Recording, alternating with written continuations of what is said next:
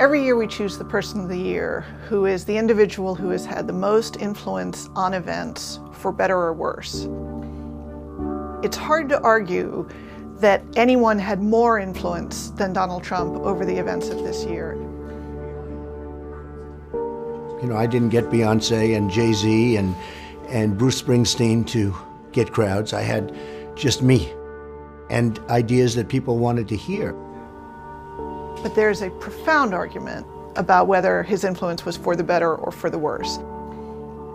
And that really is the challenge that faces him. The country came through this election season more divided conspicuously, publicly, than at any time through any election cycle that most of us can remember. We're going to have a lot of jobs brought back. I think we're going to have a lot fewer companies leaving our country. I believe we will be successful with defeating ISIS, or bringing them down to a level where it's almost the same thing. And I hope I'm judged from the time of the election as opposed to from January 20th, because the stock market has had a tremendous bounce and people are seeing very good things for business in this country. One of the things that was remarkable in going to see him, to interview him, is to be in that penthouse, which is the most ostentatious imaginable, marble and mirrors and gold, and see him in the suit and the diamond cufflinks. There's a kind of dissonance that we pressed him about, of how is it that the billionaire is the tribune of the working man.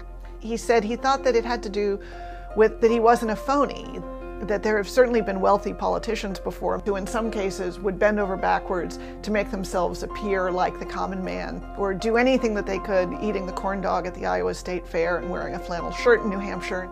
I think he had a very strong instinct that his wealth and the flamboyant display of his wealth was not a liability, that it was actually an asset. Donald Trump is very comfortable sitting down and answering questions, although he very frequently does not remotely answer the question that you asked. In one sense, it feels very undisciplined. In another sense, maybe it's very disciplined in that he knows what he will and will not talk about and is unabashed in completely changing the subject. Do you feel changed by your election?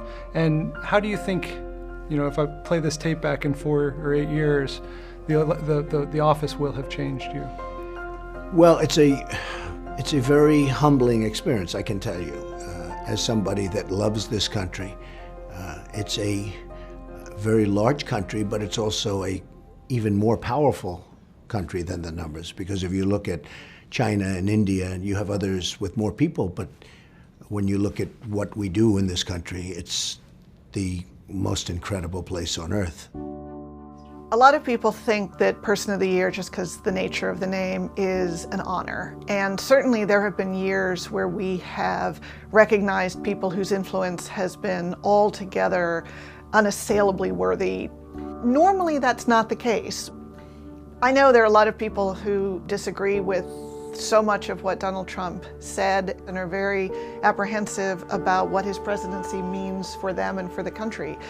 I think I would challenge them to suggest that someone else this year had more influence and in a way a greater surprise than what he did in 2016.